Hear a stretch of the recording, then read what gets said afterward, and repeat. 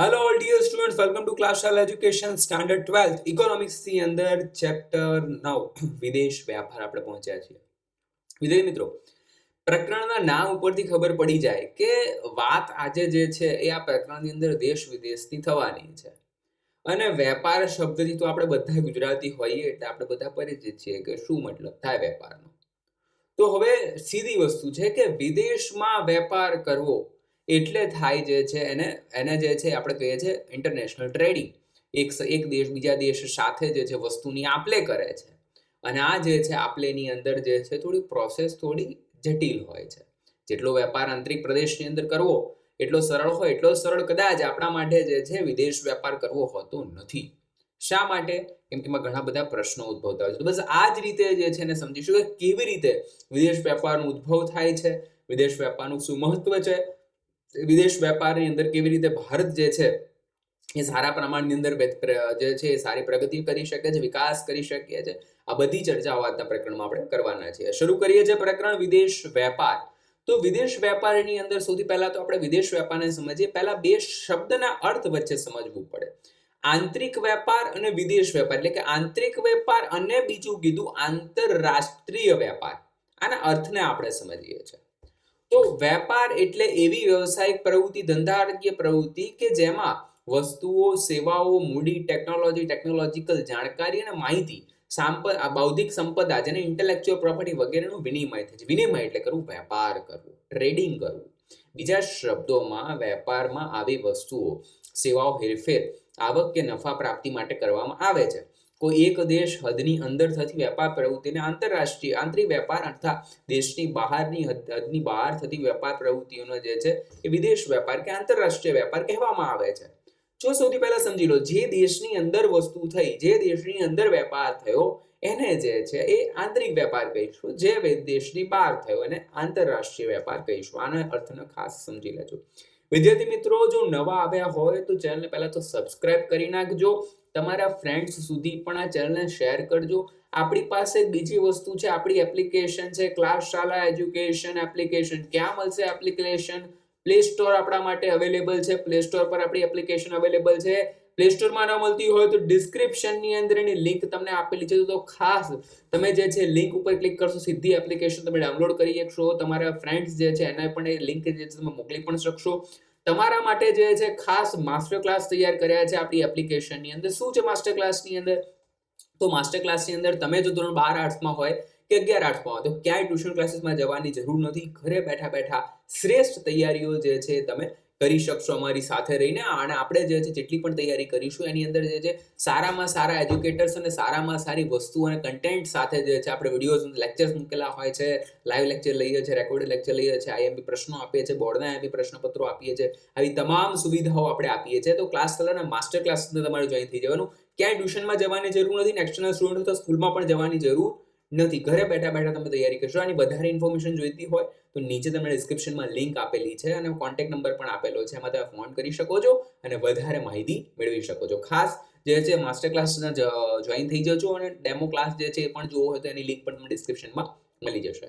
વિદ્યાર્થી મિત્રો, એના પછી જે છે આપણે સમજીએ વિદેશ વેપાર માટેના કારણો. What is the reason of foreign trade? આપણે શા માટે વિદેશ વેપાર કરવો પડે છે?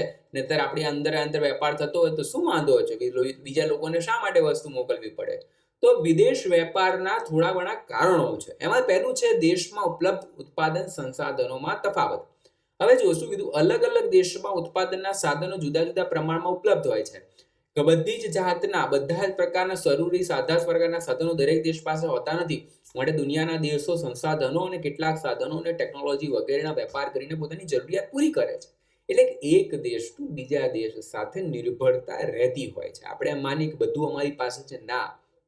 દરેક દેશ પાસે પોતાની એક વિશિષ્ટતા હોય છે અને વિશિષ્ટતાની આધીન જે છે વેપાર થતા હોય છે. ત્યારબાદ આપણે વાત કરીએ ઉત્પાદન ખર્ચ. તો સાધનો અને સંસાધનોની ઉપલબ્ધિ જુદી જુદી હોવાના કારણે વસ્તુ અને સેવાઓના ઉત્પાદન ખર્ચ પણ જુદા જુદા દેશમાં જુદા જુદા જોવા મળે છે. કેટલાક સંસાધનો અછત અને ઊંચી કિંમતોના કારણે કેટલીક વસ્તુઓ અને સેવાઓનો ઉત્પાદન ખર્ચ ઊંચો હોય છે. ઘરેલું ખર્ચ ઊંચો હોય ત્યારે તેવી વસ્તુઓ અન્ય દેશોની પાસેથી આયાત કરવી સરળ અને સસ્તી બને છે. તો હવે જો બીજી વસ્તુ શું કરી કે અમુક વસ્તુ ઘરે બનાવો ને તો ઘરે મોંઘી પડે. એટલે આપણે ગુજરાતીમાં કહેવત ને, ઘાટ કરતાં ઘડામણ મોંઘી. એટલે અમુક વસ્તુ ઘરે બનાવો એના કરતાં મોંઘી પડે બેટર છે. શું કરીએ, આપણે બહારથી તૈયાર લાવી દઈએ. હવે તમે એમ કહો કે મોબાઈલ ફોન ઘરે બનાવો, બને? ના બને. એના કરતાં બેટર છે કે હવે 5-10 મહિના જે છે આપણે આમાં તૈયારી કરીને મોબાઈલ બનાવીએ ઘરે, બરાબર, આપણા યુઝ માટે. એના કરતાં બેટર છે શું કરીએ કે બહારથી તૈયાર 10,000 રૂપિયાનો મોબાઈલ લઈ લો અને બીજું તમને જે આવડે છે એ કામ કરી લો. એમ કરીને જે એટલે કે ઉત્પાદન ખર્ચ ઘરે કરો તો વધારે થાય અને બહારથી તૈયાર આપણને ખૂબ સસ્તા દરે મળી શકે છે. તો એ જે છે આપણે કરી શકીએ છીએ. બીજું છે ટેકનોલોજીકલ પ્રગતિ. બધા દેશોમાં સરખા પ્રમાણમાં ટેકનોલોજીકલ પ્રગતિ થઈ હોતી નથી. અમુક દેશ અમુક પ્રકારની ટેકનોલોજીમાં માહિર હોય છે, તો કેટલાક દેશ બીજા પ્રકારના ટેકનોલોજીમાં આવડત હોય છે. આથી દરેક દેશ દરેક વસ્તુ ઉત્પાદનમાં એક સરખી કાર્યક્ષમતા ધરાવતો નથી અને આથી દેશો વચ્ચે વસ્તુ અને સેવાઓનો વેપાર થાય છે. ટેકનોલોજી દરેક સરખી હોતી નથી. બધા દેશ પાછળ અલગ અલગ પોતાની ટેકનોલોજી હોય છે અને એના આધીન જે છે દેશ કાર્ય કરતું હોય છે. એના પછી છે શ્રમ વિભાજન અને વિશિષ્ટીકરણ. દરેક દેશમાં શ્રમની ઉત્પાદકતા અને કૌશલ્ય અલગ અલગ હોય છે. વળી નિયોજન શક્તિ કાર્યક્ષમતા પર અલગ હોય છે. તેથી દેશો વચ્ચે શ્રમ વિભાજન અને વિશિષ્ટીકરણ જોવા મળે છે. એટલે કે અમુક શ્રમ અમુક પ્રકારની વસ્તુઓ અને સેવાઓમાં ઉત્પાદનમાં વધુ આવડત ધરાવતો હોવાથી તે દેશ તેવી વસ્તુઓ અને વધુ ઉત્પન્ન કરે છે અને તેમાં વિશિષ્ટીકરણ કરે છે. આવી વસ્તુઓ અને સેવાઓનો અન્ય દેશમાં નિકાસ કરે છે અને જે વસ્તુઓની સેવાઓને વધુ કાર્યક્ષમ રીતે ઉત્પન્ન ના કરી શકે તે વસ્તુઓ સેવાઓને આયાત કરે છે. જો કેવી સરસ મજાની વાત કરી શ્રમ વિભાજન, કે જે વસ્તુમાં જે વસ્તુ આપણે કરી શકીએ છીએ, જેવો શ્રમ આપણી પાસે છે, કામ છે, કામ કરીએ, એવી સેવાઓ ઉત્પન્ન કરીએ. અને ઘણી બધી વસ્તુ એવું છે કે અમુક કાર્ય અમુક દેશમાં જ થતું હોય છે. જેમ કે પાકિસ્તાનની અંદર તમે જોશો તો એક ખાસ વસ્તુ માટે બહુ પ્રચલિત છે પાકિસ્તાન. તો એની અંદર જે છે અમુક કારીગરી કામ જે છે, અમુક ડિઝાઇનિંગ કામ છે, ઝીણવટભર્યું કામ છે. અરે ક્રિકેટના બોલ્સ જે છે એ પણ પાકિસ્તાનની અંદર બને. બેટ્સ જે છે એના માટે પાકિસ્તાનની અંદર ફેમસ છે. અમુક કાપડ જે છે બહુ ફેમસ છે. એવી રીતે ભારતમાં પણ એવું છે. ભારતની અંદર પણ ઘણું બધું કાપડ એવું વિશિષ્ટીકરણ ધરાવે છે. આ જે કચ્છની બાંધણી છે, ત્યારબાદ જે છે એ ઘણા બધા દેશની મતલબ કે આપણા દેશની અંદરની ઘણી બધા રાજ્યોની પોતપોતાની અલગ અલગ પ્રકારના કાપડની વેરાયટી છે. આ બધી જ વસ્તુઓ વિશિષ્ટીકરણ. અમુક ખાવાની આવી વસ્તુઓ છે, તો એવી ઘણી બધી કલા કારીગરીની વસ્તુઓ છે. આ બધી જ વસ્તુમાં વિશિષ્ટીકરણ છે.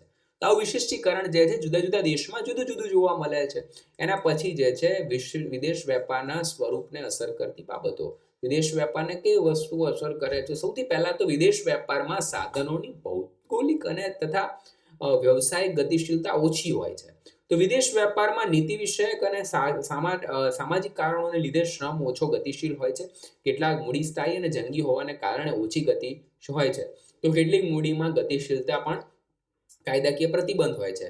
નિયોજકો શ્રમની જેમ ઓછા ગતિશીલ હોય છે, પરંતુ નિયોજન શક્તિ આજના સમયમાં વધુ ગતિશીલ બની છે અને જમીનની ભૌગોલિક ગતિશીલતા શૂન્ય થઈ ચૂકી છે.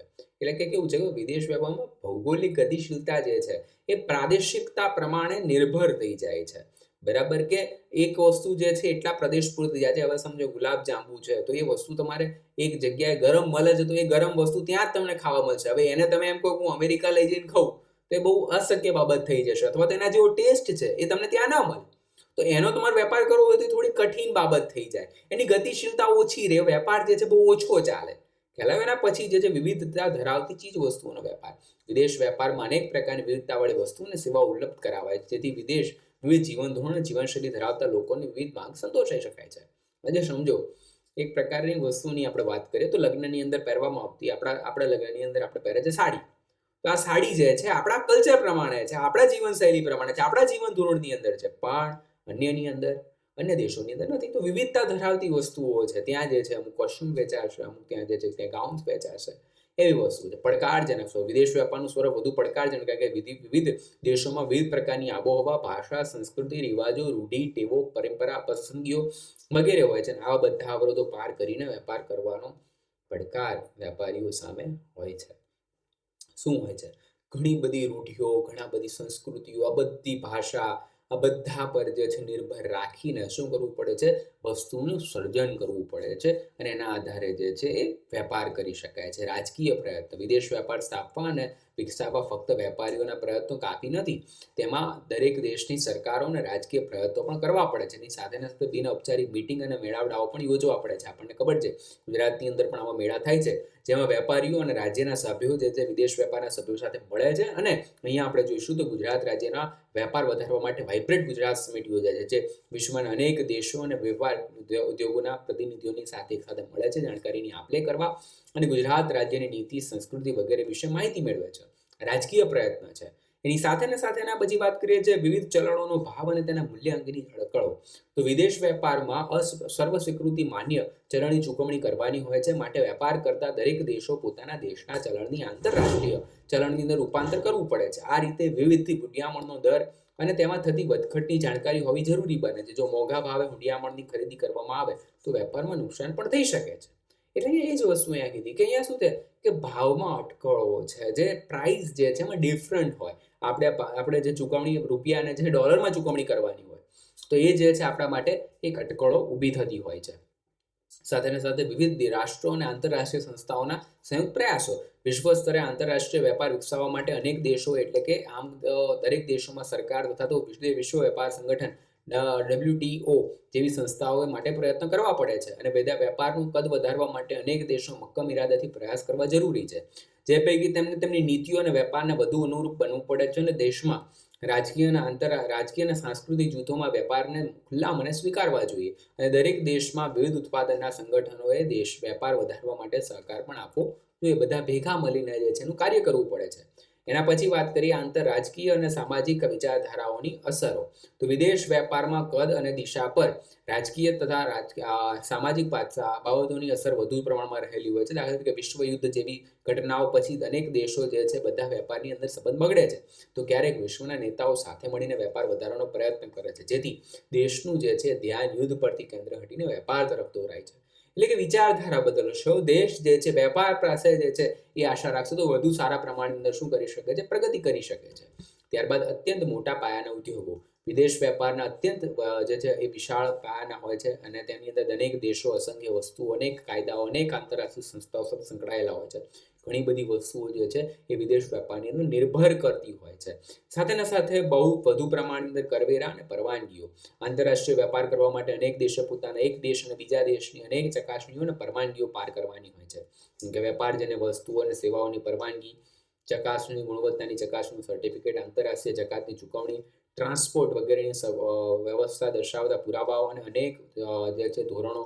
વળી દરેક દેશોના ગુણવત્તાના જુદા જુદા ધોરણો હોવાને કારણે વેપાર કરનારાઓને ઉદ્યોગોના પસંદગી પદ્ધતિ વિશેની જાણકારી પણ રાખવી પડે છે અને દરેક દેશોમાં ખાદ્ય વસ્તુઓ અને જે છે એ દવાઓની ગુણવત્તા જે છે જુદા જુદા પ્રકારની હોય છે. માટે વેપારીએ જે છે ઉત્પાદન માટે તે રીતનું ઉત્પાદન કરવું પડે છે. ત્યારબાદ જે આપણે વાત કરીએ તો હરીફાઈ અને જોખમોની ઊંચી માત્રા. તો હરીફાઈ પણ જે છે અન્ય જે સ્થાનિક હરીફાઈઓ એનાથી વિશેષ પ્રમાણમાં હોય છે. આખા વિશ્વની સાથે તમારે હરીફાઈ હોય છે. જો એક વસ્તુ કે સેવા અનેક દેશો ઉત્પન્ન કરીને વિશ્વ વેપારમાં વેચવા માટે અનેક પ્રયત્નો કરતા હોય, માટે વેચનારાઓ વચ્ચે હરીફાઈનું પ્રમાણ ઊંચું હોય છે. વળી કોઈ વસ્તુ કે સેવાઓ માંગ પણ અનેક દેશોમાં ગ્રાહક કરતાં વધારે હોય છે અને આથી ગ્રાહકો વચ્ચે પણ હરીફાઈનું પ્રમાણ ઊંચું હોય છે. વિશ્વ બજારમાં પોતાની વસ્તુઓની માંગ બજાર ઊભું કરવાનું જોખમ ખૂબ ઊંચું હોય છે. ઊંચા પ્રમાણની ગુણવત્તા જાળવી રાખવી પડે છે. પ્રચાર વધુ ખર્ચ કરવો પડે છે. વેચાણ જે છે ખર્ચ ઊંચો હોય છે અને અન્ય દેશોમાં ગ્રાહકોને સંતોષવાના પ્રયાસો મોટા પ્રમાણમાં કર્યા બાદ તો પોતાની વસ્તુઓને પોતાની જે છે પૂરતા પ્રમાણમાં બજાર ન મળે તો મોટું નુકસાન પણ ભોગવવું પડે છે. હરીફાઈ અને જોખમ અને કેવું નુકસાન આવે. વિદેશ વેપાર જ્યારે કરતા હોય ત્યારે કરોડો રૂપિયાનું નુકસાન પણ ભોગવવા તૈયાર રહેવું પડતું હોય છે. ત્યારબાદ આપણે વાત કરીએ આંતરિક વેપાર અને વિદેશ વેપારની વચ્ચેનો તફાવત શું છે. સૌથી પહેલા જે છે આ તમને પૂછી શકે છે, એટલે આને થોડા IMP કક્ષાની અંદર લેજો, એટલે એક્ઝામની અંદર આવે તો આપણે લખી શકીએ. સૌથી પહેલી વાત છે કદના આધારે. તો વિદેશ વેપારમાં અનેક દેશો અને વસ્તુઓ અને સેવાઓ કાયદા પદ્ધતિ સાથે સંકળાયેલા હોવાથી વિદેશ વેપારનું કદ આંતરરાષ્ટ્રીય બજાર કરતાં થોડું ઘણું મોટું છે. એના પછી વિવિધ ચલણો અને ચૂકવણીની પદ્ધતિઓ. આંતરિક વેપારમાં ચૂકવણીઓ પોતાના દેશમાં ચલણમાં જ થાય છે. વળી પોતાના જ દેશની એક બેંકમાંથી બીજી બેંકમાં ચૂકવણી કરવાની હોય છે. પરંતુ વિદેશ વેપારમાં પોતાના દેશનું ચલણનું કોઈ સર્વસ્વીકૃત આંતરરાષ્ટ્રીય ચલણનું રૂપાંતર કરવું પડે છે. હુંડિયામણના દરો જાળવી રાખવા પડે છે. જે તે દેશના કાયદાઓ પણ જે છે જુદી જુદી પરવાનગીઓ લેવી પડે છે. એટલે કે વિવિધ ચલણો જે છે એની ચૂકવણીની પદ્ધતિઓ શું કરવી પડે છે, અલગ અલગ પદ્ધતિઓનો ઉપયોગ આપણે જે છે કરવો પડે છે. એના આધારે જે છે આપણે શું કરી શકીએ છીએ, વેપાર વાણિજ્યને વધારી શકીએ છીએ. એની સાથે બીજી વાત કીધી છે ભાષા, સંસ્કૃતિ અને સમાજ અંગેના તફાવતો. આંતરિક વેપારમાં વિનિમય એક સમાન ભાષા, સંસ્કૃતિ અને સામાજિક વ્યવસ્થા થાય. જેમ કે તમે જે ગુજરાતમાં વેપાર કરતા હોય તમને ખબર ભાષા કઈ છે, ગુજરાતી છે. બરાબર, એની પછી સંસ્કૃતિ કઈ છે, એના કલ્ચર કેવા છે, સામાજિક વ્યવસ્થા કેવી છે, પરંતુ વિદેશ વેપારમાં અનેક દેશોમાં ભાષા, સંસ્કૃતિ, સમાજ વગેરે જુદા હોવાના કારણે કોઈ પણ પ્રજાના લાગણીઓ ન દુભાય તે રીતે વેપાર કરવો પડે છે. દરેક દેશની જીવનશૈલીને અનુરૂપ વેપાર જે છે વસ્તુ વેચવી પડે છે. વાહન વ્યવહાર ખર્ચનો તફાવત. ત્યારબાદ વિદેશ વેપારમાં આંતરિક વેપારની સરખામણી વાહન વ્યવહારનો ખર્ચ ઊંચો હોય છે. ઉપરાંત દરેક દેશની હદ પર જે છે અનેક જાતના વેરા ભરવાના હોય છે, જે આંતરિક વેપારની સરખામણીમાં વધુ હોય છે. ટેક્સ જે છે એ બીજા દેશ કરતાં જે છે શું હોય, વધારે ભરવાનો હોય છે. વાહન વ્યવહારનો ખર્ચ પણ વધારે હોય, કેમ કે અહીંયા જો તમે સમજો ગુજરાતમાં કરતા હોય તો અમદાવાદથી ભાવનગર, ભાવનગરથી સુરત, સુરત એવા જગ્યાએ થાય. જ્યારે અહીંયા તો ભારતમાંથી ક્યાં જાય, અમેરિકા જાય, તો અમેરિકા સુધી પહોંચાડવાનો ખર્ચ, કરોડો રૂપિયાનો ખર્ચ જે છે એ પણ થઈ શકે જેટલો માલ વધારે હોય તો. ત્યારબાદ હરીફાઈના પ્રમાણમાં તફાવત. આંતરિક વેપારમાં કોઈ વસ્તુ અને અનેક ઉત્પાદનો હોય છે, તો પણ ઉત્પાદનના સાધનો, ટેકનોલોજી વગેરે સમાન હોવાના કારણે તેઓ વસ્તુઓના વર્ગીકરણ અને વિભિન્નતાના ધોરણે વધુ પડતી હરીફાઈ કરી શકતા નથી. પરંતુ વિદેશ વેપારમાં દરેક વસ્તુઓ જે છે ઉત્પાદક અને વર્ગીકરણ જે છે વિવિધતાના આધારે હરીફાઈ કરે છે, અને વળી કોઈ દેશમાં એક પ્રકારની વસ્તુઓ વેચવા માટે જે તે દેશના ઉત્પાદકો અને અન્ય દેશોના ઉત્પાદકો બજાર હિસ્સો જે છે મેળવવા હરીફાઈ કરે છે. ત્યારબાદ ગ્રાહકને સંતોષવા અંગેનો તફાવત. એક જ દેશમાં સમાજ, શિક્ષણ, સજાગતા, માહિતી, ત્યારબાદ પસંદગીઓ, મૂલ્યો, સહનશીલતા વગેરેના ધોરણો જે સમાન હોવાના કારણે કોઈ વેચાનારને જે છે ગ્રાહકના સંતોષનો અંદાજો સરળતાથી મળી શકે છે, અને તે પ્રમાણની વસ્તુઓનું ઉત્પાદન, વેચાણ અને વિજ્ઞાપન તે કરે છે. પરંતુ વિદેશ વેપારમાં દરેક દેશમાં આવી બાબતોમાં મોટો તફાવત હોય છે. માટે વેચનારે દરેક દેશમાં ગ્રાહકોને સંતોષવા માટે જે વધુ મહેનત કરવી પડે છે. વસ્તુઓ જે છે ને એ એક સ્થાનિક બજારમાં વેચો ને તો એની સ્વીકૃતિ હોય, ખબર છે કે આ વસ્તુ આવી પ્રકારની આવે છે. પણ જ્યારે પહેલી વખત વિશ્વમાં બજારમાં જ્યારે વસ્તુ તમે મોકલો છો એટલે મોટા પ્રમાણમાં મોકલવી પડે, ને ગ્રાહકને એમાં સંતોષ પણ મળવો જોઈએ. આ વસ્તુ પહોંચાડવી એ બહુ જ કઠિન બાબત હોય છે, કેમ કે એ વસ્તુના વિશે માહિતી જ નથી હોતી. આજે ભારત દેશની અંદર ઘણી બધી એવી વસ્તુ આવી કે એનો એટલો બધો પ્રચાર કરવો પડ્યો, એટલું બધું સાંસ્કૃતિક રીતે લઈ જવું પડ્યું, ત્યારે વસ્તુ બજારમાં વેચાય.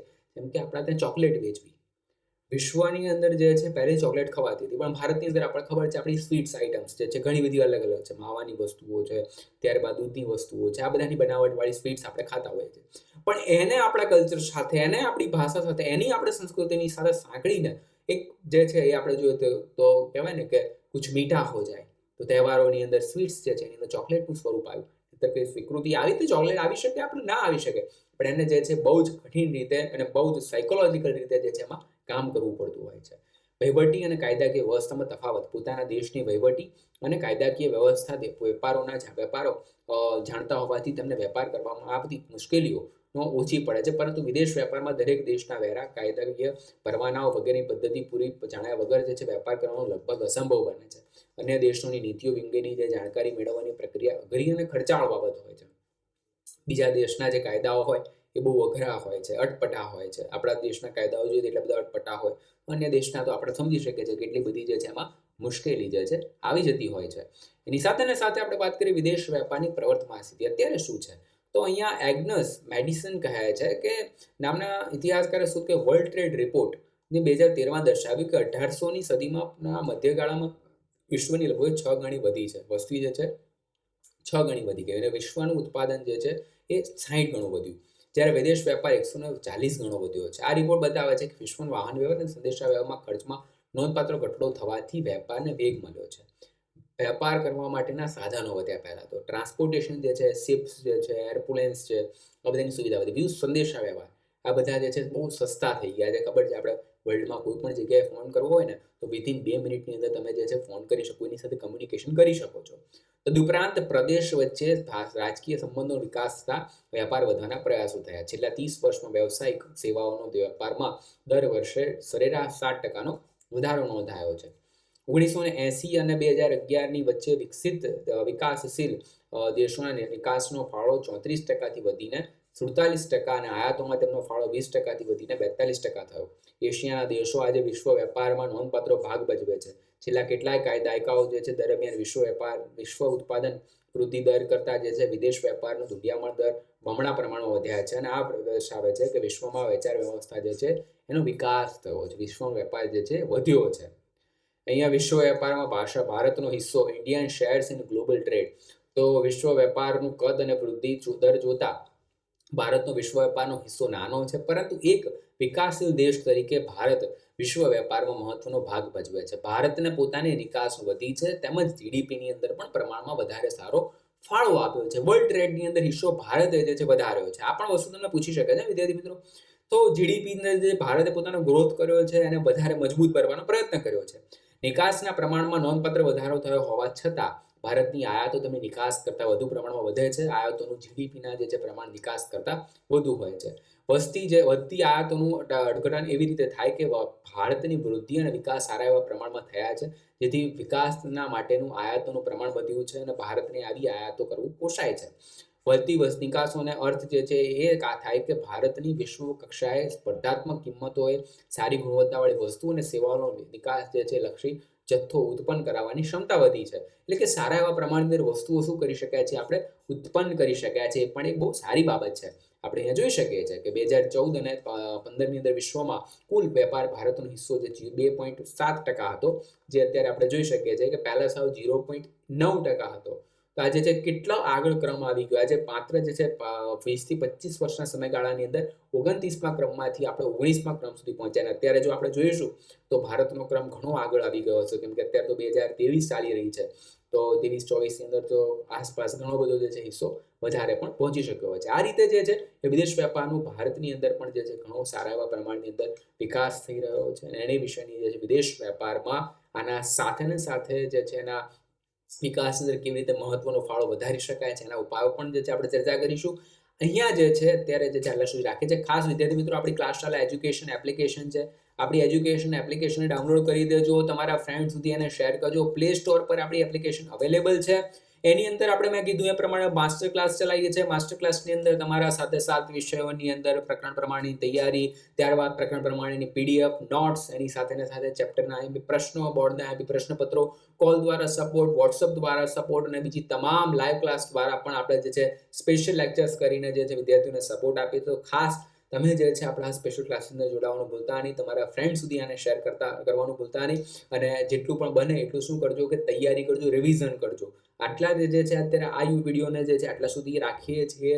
એના પછી જે છે પાર્ટ 2ના પણ આપણે ડિસ્કસ કરીશું. એની લિંક પણ જે છે તમને નીચે ડિસ્ક્રિપ્શનની અંદર પ્રોવાઈડ કરાવી દઈશું, એટલે તમે જે છે તરત વાંચી શકો. આપ સૌ વિદ્યાર્થી મિત્રોનો ક્લાસશાલા એજ્યુકેશનમાં જોડાવા બદલ ખૂબ ખૂબ આભાર. મળીએ છીએ નેક્સ્ટ વિડીયોની અંદર. Till then good bye. Thank you.